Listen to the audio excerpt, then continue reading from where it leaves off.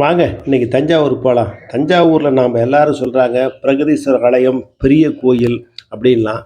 ஆனால் ராஜராஜ சோழன் சொன்னது ராஜராஜேந்திரம் அப்படின்னு சொல்லி தான் அந்த கோயிலை கட்டியிருக்காரு. இந்த கோயில் தென்னகத்தினுடைய மிகப்பெரிய ஆலயமாக தான் மன்னனல்ல சிவனுக்கு சேகவனாக இருக்கிறேன் என்பதற்காக சிவபாதக சேகரன் என்று பெயர் வைத்திருக்கிறார். இந்த 8ஆம் நூற்றாண்டினுடைய பகுதியில் 1003லிருந்து 1010 வரைக்கும் 7 ஆண்டுகளில் இந்த கோயில் பணி மிக சிறப்பான நடைபெற்றது. சிகப்பு நிற கிரானைட் கற்களால் இவை முழுவதும் கட்டப்பட்டிருக்கிறது. சோழருடைய ஆட்சி காலம் கிட்டத்தட்ட 438 ஆண்டுகளாக இவங்க ஆண்டிருக்கிறாங்க. ராஜராஜ சோழனும் ராஜேந்திர சோழனும் இருவரும் ஒரே காலகட்டத்தில் தந்தை ஆணையிட தமையன் கட்டியதாக சொல்லப்படுகிறது. இருவரும் சமகாலத்தில் இருந்து செயல்பட்டார்கள். இந்த முகப்பு வாயில்லாம் 45 அடி 40 அடிக்கு மேலே இருக்குது. இப்போ நாம் பார்க்குறது தஞ்சையில் இருக்கிற கோயில் சோழர்களால் கட்டப்பட்ட 60% தான் பார்க்க முடியுது. மிச்ச 40% பின்வந்த அரசர்களால் கட்டப்பட்டிருக்கிறது. நாயகர்கள் மற்றும் மராட்டியர்களால் உருவாக்கப்பட்டது. இந்த நந்தி சிலையை நீங்கள் பார்க்குறீங்க. நந்தி மண்டபம் நாயக்கர் காலத்தில் உருவாக்கப்பட்டது. மேலே இருக்கிற ஓவியங்கள் நாயக்கர் காலத்து ஓவியங்கள். இன்னும் நாயக்கர் இந்த ஓரமாக தெரியுது நந்தி தான் அந்த ராஜராஜன் சோழன் வச்ச நந்தி. அதுக்கப்புறம் எடுத்துகிட்டு இந்த மகா மண்டபத்தை நந்தி மண்டபத்தை கட்டியர்கள் நாயக்கர்கள். ஒரு வரலாறு உண்மையாகணும்னா கல்வெட்டுகளாலையும் செப்பேடுகளால் மட்டுமே பதிவு பண்ண முடியும். நாம்பளும் ஒரு பண்ணுன்னா ஒரு பதிவு பண்ணி ஆகணும். பொன் தகடு மேய்ந்ததாக சொல்லப்படுகிறது. அது எந்த அளவுக்கு உண்மைன்னு 8ஆம் நூற்றாண்டு சோழர்களுக்கு அப்புறம் பாண்டியர்கள், பாண்டியருக்கு அப்புறம் நாயக்கர்கள், நாயக்கர்கள் மராட்டியர்கள், பின்னர் பிரிட்டிஷ்காரங்க, 18ஆம் நூற்றாண்டில் பிரிட்டிஷ்காரங்க. இந்த இந்த கல்வெட்டுலாம் பாருங்கள்.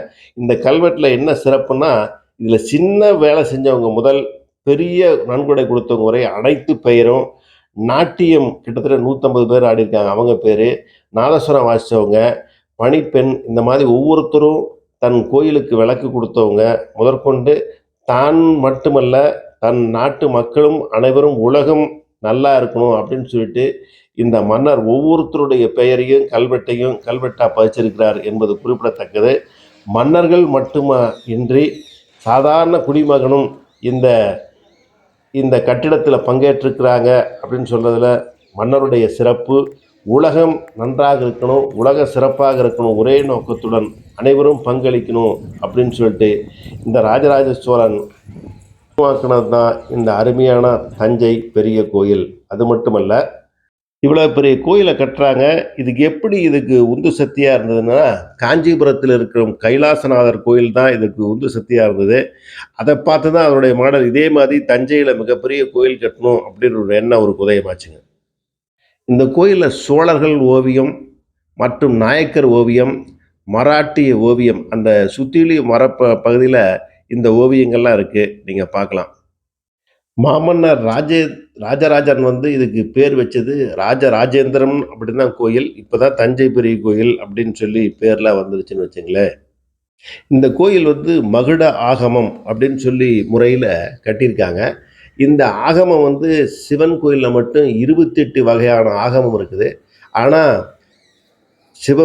வைஷ்ணவ மதத்தில் ஆகமம் 2 தான் இருக்குது. வைகானசம், பாஞ்சராத்திரம் அப்படின்னு சொல்லுவாங்க. இந்த சிவன் கோயில் மகுடாகமம் எப்பயுமே கோயில் கட்டிட்டு உள்ளே கொண்டு போய் மூலவரை வைக்கிறது அது ஒரு ஆகமம். ஆனால் உள்ள மூலவரை வச்சுட்டு கட்டுறது தான் இந்த மகுடாகமம். அந்த மகுடாகமம் முறையில் தான் இது செஞ்சுருக்காங்க. கொடிக்கம்பம் இப்போ கொடிக்கம்பம் இருக்குது. அவர் ராஜராஜ சோழன் கட்டிய காலத்தில் இந்த கொடிக்கம்பம் இல்லைன்னு குறிப்பிடத்தக்கது. கொடிக்கம்பம் இப்போ ஒரிசா, குஜராத்ல எல்லாம் போனீங்கன்னா கொடிமரம் கோபுரத்துக்கு மேலே தான் இருக்குது. அந்த முறைப்படியில் தான் இந்த மகுடாகமம் முறைப்படி. பின்னர் நாயக்கர் காலத்தில் இந்த கொடிமரம் வச்சு இந்த செஞ்சாங்கன்னு வச்சுங்களேன்.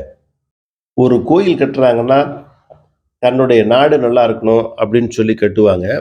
ஒரு சிலர் ஊர் நல்லா இருக்குன்னு சொல்லி கட்டுவாங்க. ஆனால் இந்த சிவபாத சேகரன் என்கின்ற ராஜராஜன் அவர் இந்த உலகம் நல்லா இருக்கணும் அப்படின்னு சொல்லிட்டு தான் இந்த தென்னகத்து மேருமலை அப்படின்னு சொல்கிற அளவுக்கு இது தென்னகத்தில் மிகப்பெரிய மலை மேருமலையான இருக்கணும் அப்படின்னு சொல்லிட்டு கட்டியிருக்காரு. இந்த கல்வெட்டு மிக சிறப்பானவை. இதில் வந்து கடைக்கோடி தொண்டன் முதல் பணியாற்றவங்க அத்தனை பேரும் இதில் பங்களிச்சிருக்கிறாங்க என்பது குறிப்பிடத்தக்கது. இந்த கோயில் தீபம் ஏற்றத்துக்காக ஆடு மாடுகளையும் கொண்டாந்து கொடுத்து அதிலிருந்து வரக்கூடிய நெய் வந்து கோயிலுக்கு பூஜையாக பயன்படுத்தின விளக்கேற்றுவதற்கான அந்த பேர் கூட அந்த யார் யார் பயன்படுத்தினாங்க நடன மாந்தர்கள். இந்த தென் திசை மேருன்னு சொல்கிற இந்த ராஜராஜன் கட்டிய கோபுரத்தின் மீது இருக்கிற கல் ஒரு சிலர் ஒரே கல் அப்படின்னு சொல்கிறாங்க.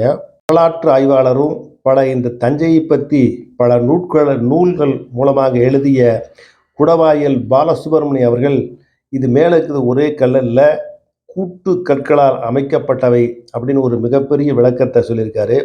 எல்லாருமே இது டன் 80 டன் 70 டன் சொல்கிறாங்க. அவர் தான் இல்லைன்னு மறுத்திருக்காரு. இந்த கொடிமரமும் அதை போல் அவர் தான் இந்த சொல்லி தகவல்.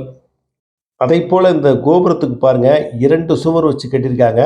அந்த 2 சுவர் வெளிப்புற சுவர் வந்து 13 அடி, மத்தியில் இருக்கிற கேப் வந்து 6 அடி, அதுக்கப்புறம் 11 அடி கொண்ட சுவர்கள் கட்டி அதுக்கு மேலே தான் இந்த கோபுரத்தை எழுப்பியிருக்கிறாங்க. இதனால் என்னன்னா எந்த புயல் மழை இதை தாங்கக்கூடிய அமைப்பில் இருக்குது. இது மேலே வரைக்கும் பாருங்கள் நேராக போகுது. இந்த மாதிரி அமைப்புகளை கட்டிய கலைஞர்களுக்கு நாம் ஊக்கப்படுத்த வேண்டும். பெருந்தச்சன் குஞ்சர மல்லன் அப்படின்னு ஒரு சிற்பி, தலைமை சிற்பி. அதைத் தொடர்ந்து எண்ணற்ற சிற்பிகள் இருந்திருக்காங்க. அந்த பெருந்தச்சன் சிற்பிக்கு தன்னுடைய ராஜராஜன் பேரை ராஜராஜன் பெருந்தச்சன் என்ற பட்டத்தை கொடுத்து சிறப்பிச்சிருக்கிறாரு. இப்படிப்பட்ட காலத்தால் அழிக்க முடியாத நந்தி மண்டபம், முருகர் ஆலயம், விநாயகர் ஆலயம் மற்றும் அம்மன் கோயில் இவைகளை கட்டியவர் நாயக்கர்களும் மராட்டியர்களும் இன்னும் குறிப்பிடத்தக்கது. இதை பற்றி கமெண்ட் சொல்லுங்கள், கட்டாயம் பதிவிடுங்க கருத்துக்களை.